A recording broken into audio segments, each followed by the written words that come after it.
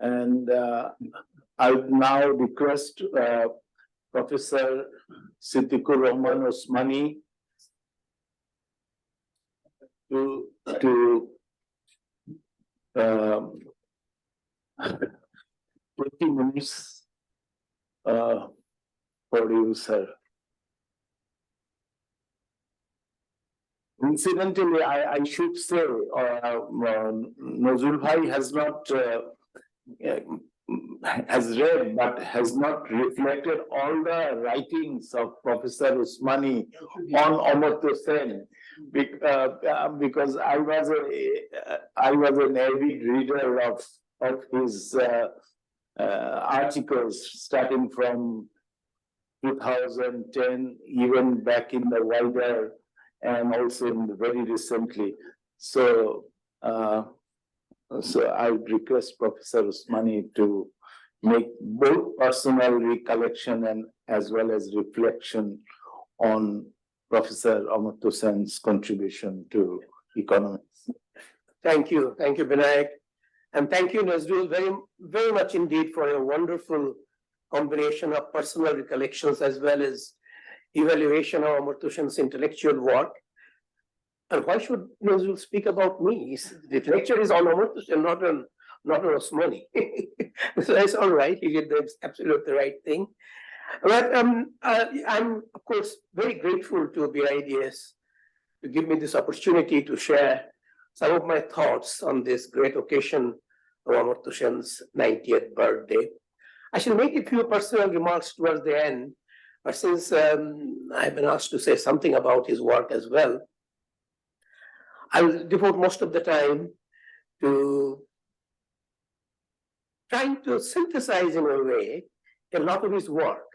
Now, his work is so vast and it covers such a wide territory in economics, philosophy, politics, sociology, demography. It's just not possible to synthesize his work even in a long volume, let alone 15 to 20 minutes presentation. But I thought about it, I think not the whole, but a large part of his contribution can be synthesized within a framework in which we want to say, how do we combine economics with ethics? It is the conjunction of ethics and economics that I believe offers a good conceptual framework for appreciating his contribution in a systematic way. Not in all, by no means all his contributions, but a large part of it. So let me follow that framework. Now, as you know, the economics, of course, is a branch of knowledge that helps us understand the forces that determine the material conditions of living of the people. Whereas ethics is a branch of knowledge that deals with moral principles that guide or should guide the lives of an individual and a community. So what's the interface between the two? What's the connection between the two? When we look at economics, that has the way it developed in a lot of the 20th century, you would get the impression that there isn't a lot in common between the two. Economics and ethics hardly spoke to each other. Not entirely true, it was not nil, but the connection was negligible. That schism between economics and ethics is now people are trying to overcome that schism and bring them together. And in my view, nobody has done more to overcome the schism than Amartya Sen. Others have contributed too, but I think his contribution is the most significant of them all. And I want to discuss as briefly as I can the main ways in which he has made that contribution to bring them together, ethics and economics.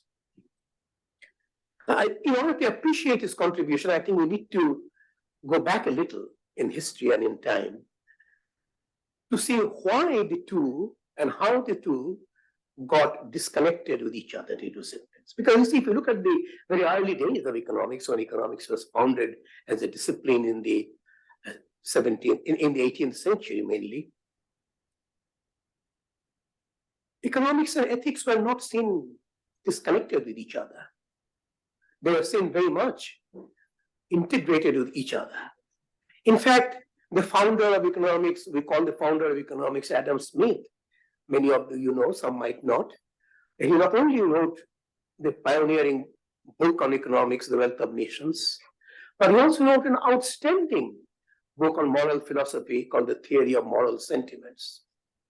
Economists throughout the 20th century focused on wealth of nations and almost completely ignored theory of moral sentiments. But Amartya Sen, among several others, but Amartya Sen in a very significant way, has tried to demonstrate that Adam Smith's economics was deeply infused by his notions of moral principles, ethical principles, as espoused in his theory of moral sentiments. He himself never saw them separately. It's not just him. Two of his contemporaries, who also contributed significantly to the Enlightenment of that period, David Hume of Scotland and Condorcet of France, they too were quite clear in their mind that economics and ethics are closely related to each other. The problem began just after Adam Smith, David Hume, and Condorcet left the scene. Next generation came. And that next generation, a movement started in France under the leadership of philosophers Henry de Saint-Simon and Auguste Comte, who developed a methodology called positivism. Their idea was drawn upon the success of Newtonian physics and success of natural science generally. And they said, we want to develop social science in the model of physical science, not based on this wishy-washy ideas of morality, etc., but on concrete facts which can be verified, tested, and measured, just as in natural science. So it can become a proper social science. That was the beginning of the route of ethics. But at that stage, the route was confined only on social science. The route became complete in the middle of the, in the first half of the 20th century, when positivism transformed into something more extreme called logical positivism. That movement was initiated by philosophers, one from Germany called Maurice Smith, and one from Britain, A.J. Ayer. They said, why social science? From every other sphere of knowledge, we should banish ethics. Because ethics is about wishy-washy subjective ideas which have no true foundation on the basis of which we can verify the truth or validity of these judgments. So that should not be any role for ethics in our knowledge system. What individual person wants to do, that's a different matter. But as a branch of knowledge, it has no place. And much of 20th century economics was influenced by these ideas, initially of positivism, and then more extreme version, logical positivism. As I said, that schism continued well into the second half of the 20th century. And from 60s, 70s, gradually, economists or other social scientists have become more aware that this schism should not have arisen in the first place, but now that it has, we should try to close it. And Amartya Sen has played one of the leading roles in this enterprise. So what did he do?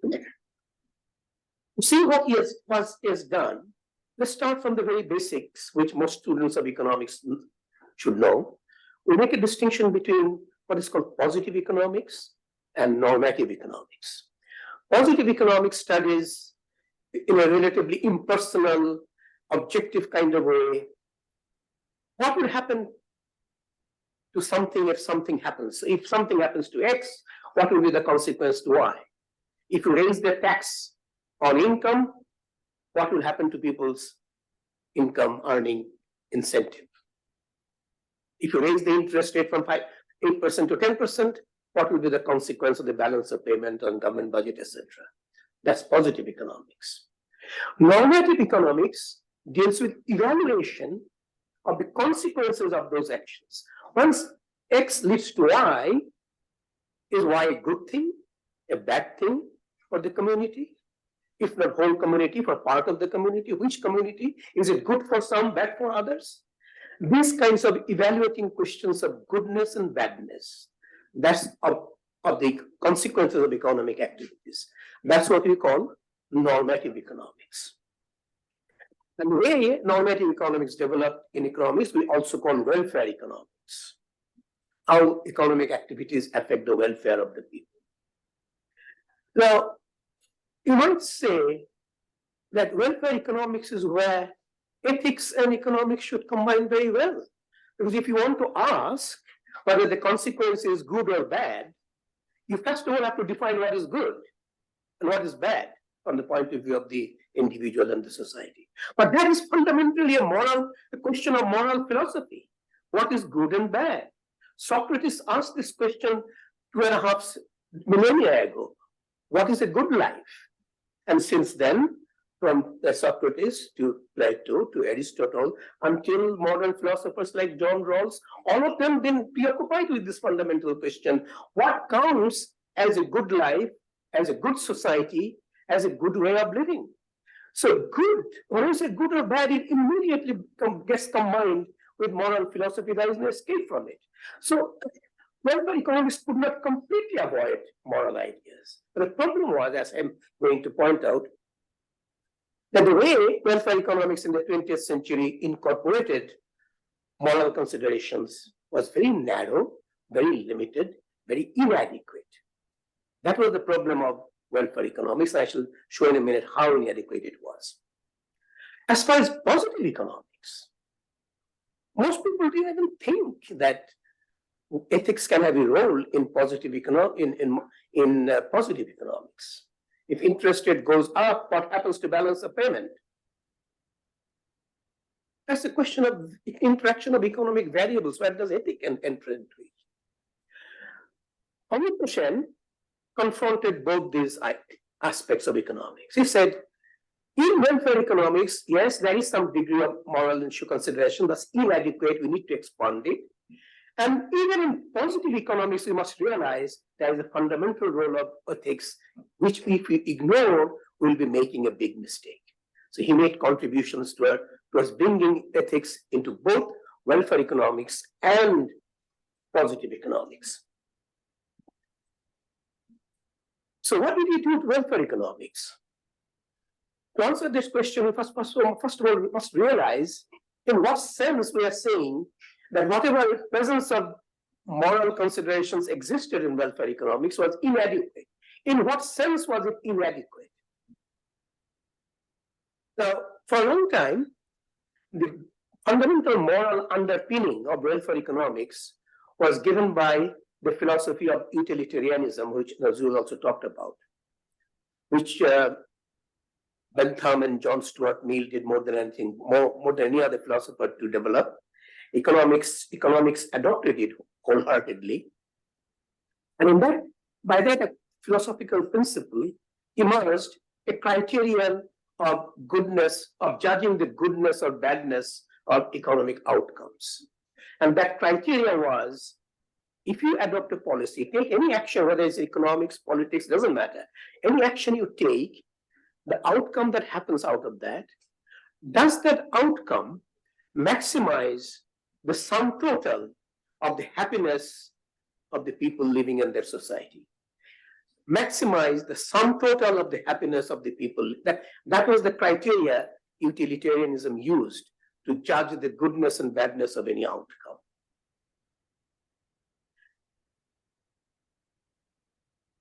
Very soon, not very soon, actually, in the second half of the 20th century, in the first half of the 20th century, the utilitarian underpinning of welfareism reigned supreme. In the second half, it began to come under questioning. And this questioning came from several directions. Some of which Amartya Sen contributed, but there are others also contributed from different directions. So I list three major criticisms of utilitarianism that emerged in the second half of the 20th century. One is what you might call distorted perception. And Amartya Sen made a significant contribution here. So when we say aggregate the individual's happiness, what we are looking at, the outcome is the happiness in the first place. Happiness of individuals, and then you add them together. But happiness can be a very slippery concept.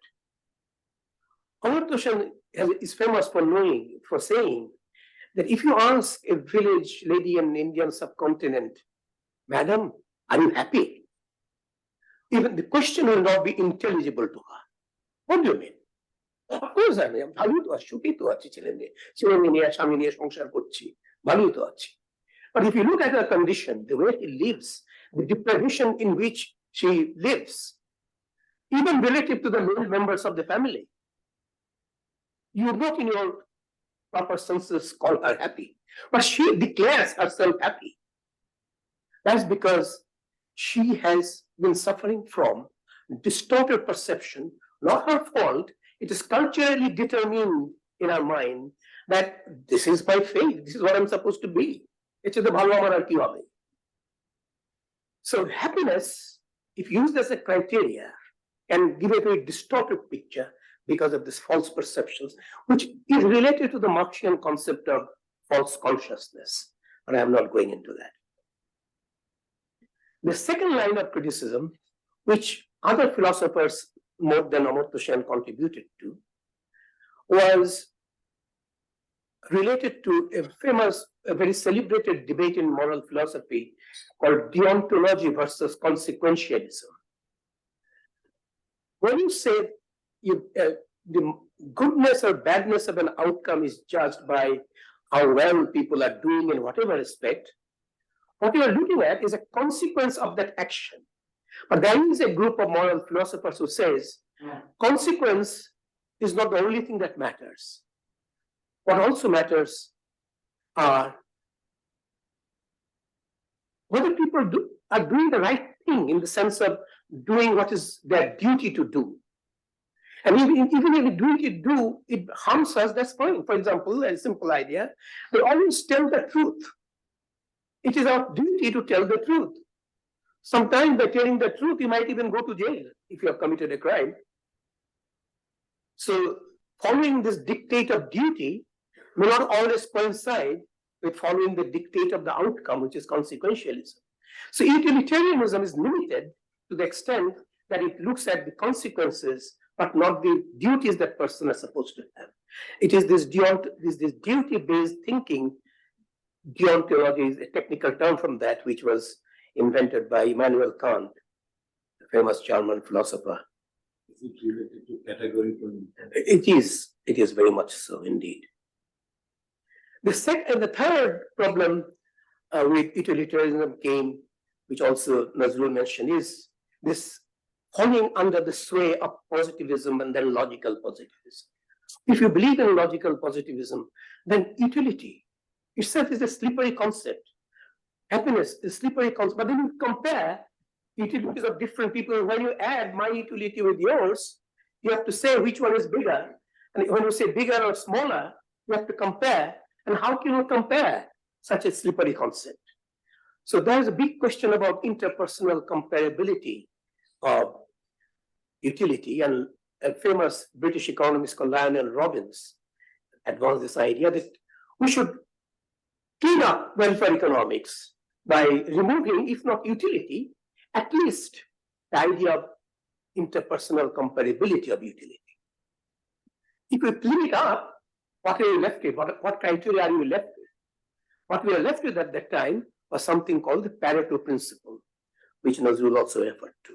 The Pareto principle says that when an outcome happens in which some people's happiness or welfare goes up, nobody else goes down, then you don't have to compare. You can simply say it is an overall welfare improved because one has gained, nobody has lost.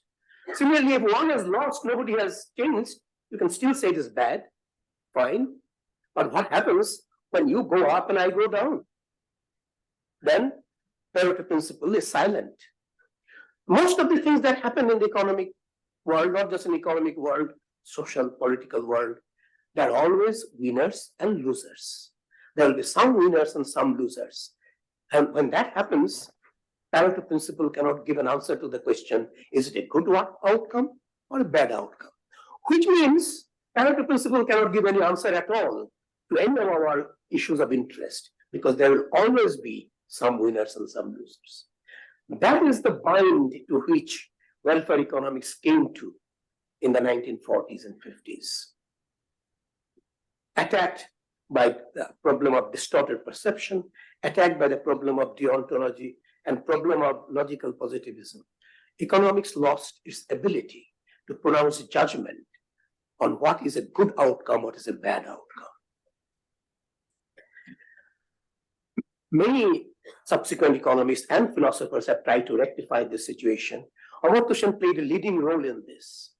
In what way did he?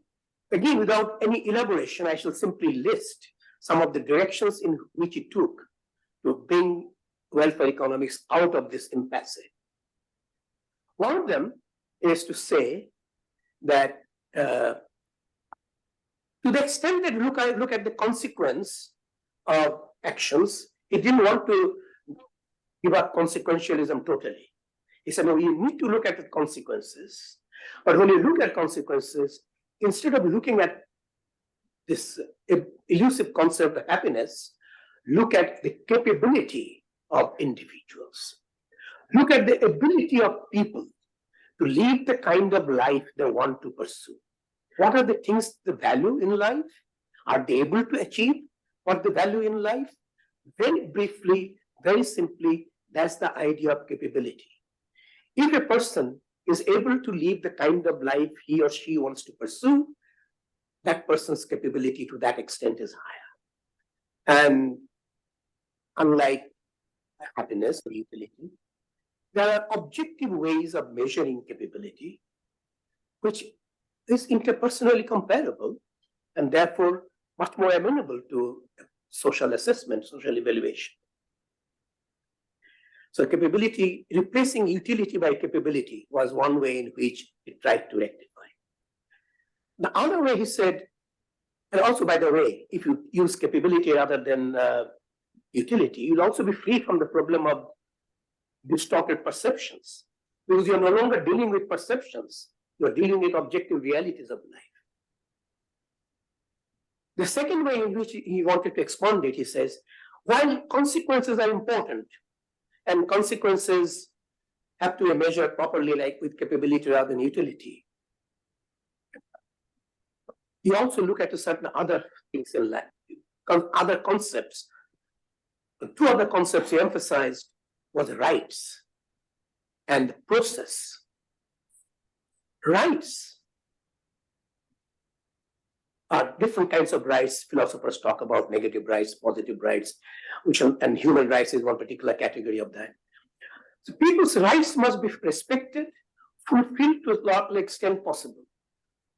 And he showed how, and this is one of his very fundamental contributions in the interface between philosophy and economics. Many philosophers believe that if you want to emphasize rights, you cannot look at the consequences. He said, no, there are ways of looking at rights and measuring and looking at the rights which are compatible with considering consequences. He made a distinction between rights as constraints to human behavior and rights as goals of human behavior. If you take rights as goals of human behavior, it can be incorporated in the consequentialist approach that capability approach suggests. So that's another line. And the third is, whichever items you include in your evaluation, capability, rights, process, etc. One fundamental problem is different people have different ideas about how important they are. People will value different capabilities differently, different rights differently. But how do you take on a decision on a social basis. That's where his contribution to social choice theory comes in.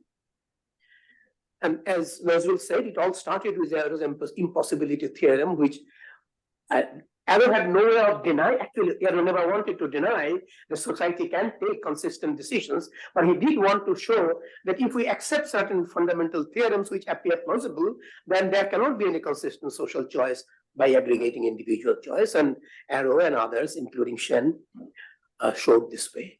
And so, unless you can demonstrate theoretically that consistent social choice is possible by aggregating diverse evaluations of different individuals in a single coherent evaluation by the society, you have to give up and say, well, that will not take us anywhere. Nevertheless, those ideas can be aggregated in a consistent way. That was this principal contribution to social choice theory. And you might know that it is particularly on this contribution that he was given Nobel Prize. So these are some of the ways in which enriched and expanded welfare economics, which made much more receptive to ethical considerations of different kinds.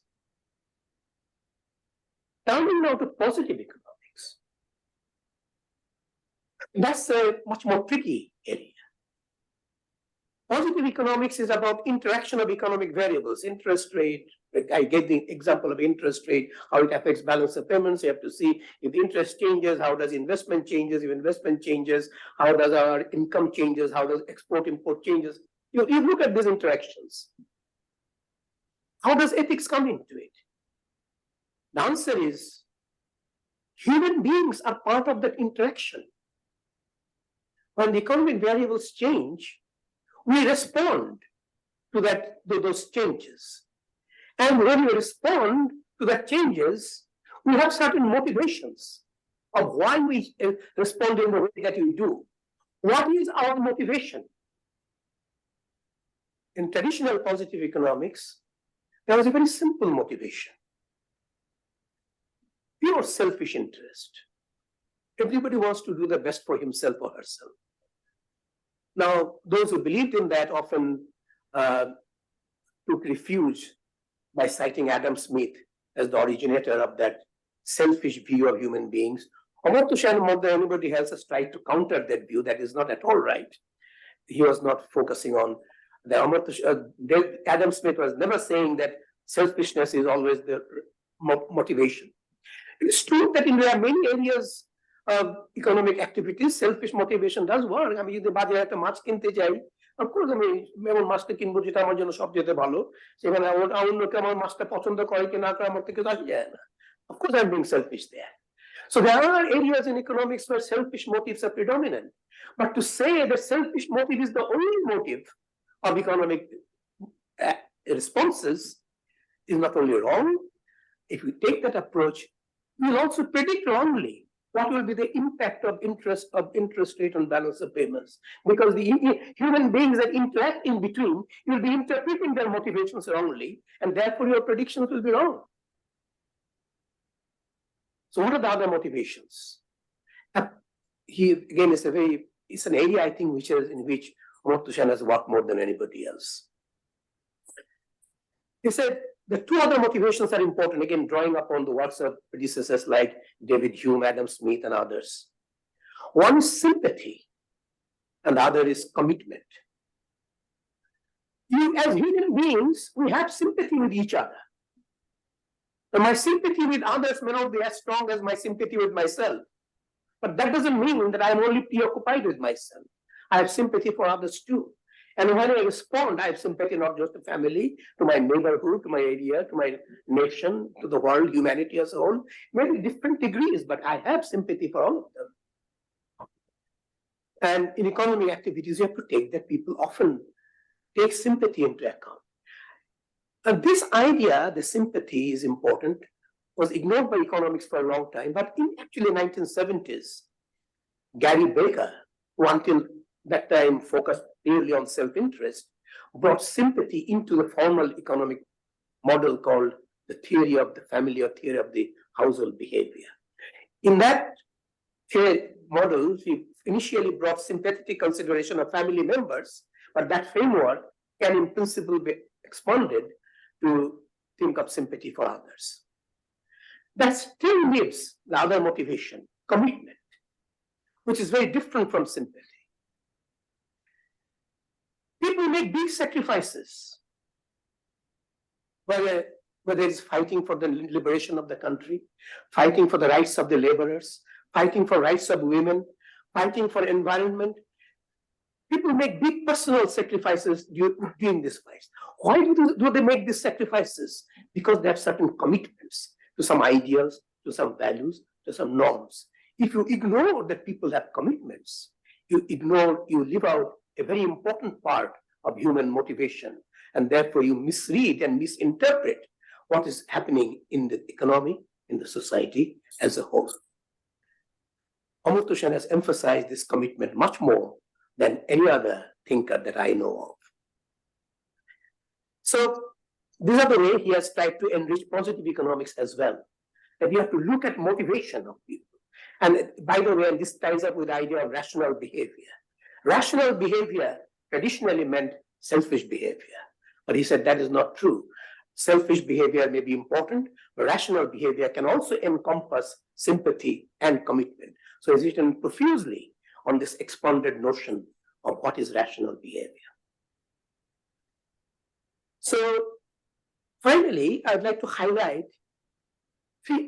quintessentially Amartya Sen's contribution to the integration of ethics and economics.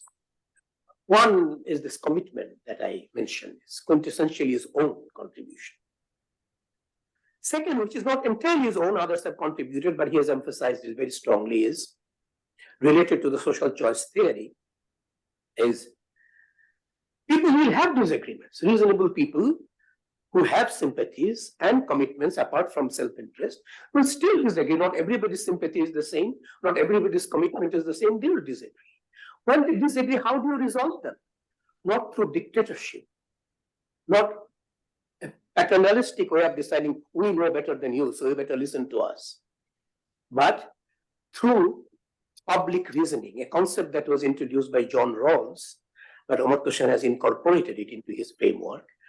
Public reasoning within a democratic framework, and this presumes that you already have a democratic framework, otherwise you're going to do that.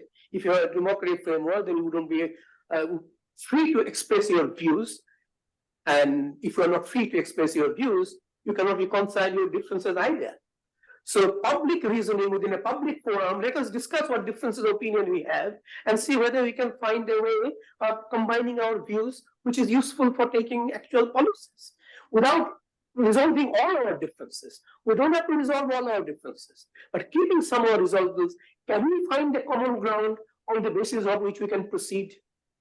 That can only be done through public reasoning within a democratic environment. Time and time and again, they emphasize this point. The third, which is a slightly technical issue, is when we evaluate an effect of something, an economic act, social act, political act, when we evaluate whether it has been good or bad for the society, there will be occasions when, in spite of our best efforts, we will not be able to say clearly whether it has been good or bad. In many cases we will be, but there will be cases where we will not be able to give a definitive answer. He called it incompleteness of moral evaluation. There are some philosophers who do not like this incompleteness. They want to have clear-cut answer to every question. Amartya Sen said, if you try to force an answer, where answer is a definitive answer, where it is impossible to give, you'll make mistakes. Better admit that in some cases, incomplete evaluation is not possible, but nevertheless, action is not impossible, even in those cases. If I may take 5 more minutes, he often refers to his philosopher's story, which is in the long antiquity, going back to about 1.5 millennia, is the philosopher's story of the Buridan's ass. ass, the donkey. The story of Buridan's ass goes like this. This ass was given 2 sets of haystacks. So you can choose one of them. You have to eat one of them, but you can't have both. Which one would you like to choose? The ass looked at this two, looked at this one, looked at that one. He said, oh, they look both same to me. Or I'm not sure, or either they look same to me, or I'm not sure which one is better. Either way, he can't decide. So he keeps looking at this, keeps looking at that. Eventually, the poor thing dies. Incompleteness of evaluation meant that he was completely stymied. He could not take action. Therefore, he died. Amrita Sen said, that's what we expect an ass to do, but we don't expect a human being to behave like that. If you are confronted between 2 options, you are not sure which one is better, or you are indifferent between the two, take anyone at random, make a lottery, ask somebody. Take a lottery, he's as good as the other. Why would you want to be paralyzed? He said, incompleteness of evaluation is an inevitable outcome of many hard choices, but that should not lead to paralysis of actions. We can still take actions. There is also a quintessentially Senian idea, much more than anybody else's. So this is where I want to complete my discussion of his contribution, but I want to say a couple of other things on a personal note. Most of you would know that he is currently facing physical hardship. He has suffered from many physical ailments, and currently he finds it very difficult to, physical movement is very difficult for him. Nazrul actually referred to it at the very end of his lecture, that he was walking with some effort to his home, but he would not take anybody's help. That's still true, but he has been suffering from physical difficulties. And a couple of years ago, he gave an interview to someone for the New Yorker magazine. The interviewer is a very intelligent man. He pointed out this fact that, Professor Sen, your body is giving away, but your mind is still as sharp as ever. How do you look upon this? Amrita Sen, you might know that he is a self-confessed atheist. He said, if I were the type who believes somebody is up there, then I would have said, I'm grateful to you that it's not the other way around. And my mind is still active. I don't mind my body being inactive. But it is, for those of us who see sometimes from close quarters, very painful for us to see the way he moves around. We should all pray, hope we all pray that he, oh, by the way, when this dichotomy between mind and body was discussed, the two of them had a nice laugh about the philosophical problem, mind-body problem that René Descartes had introduced 600 years ago. Mind and body are the separate thing or the same thing.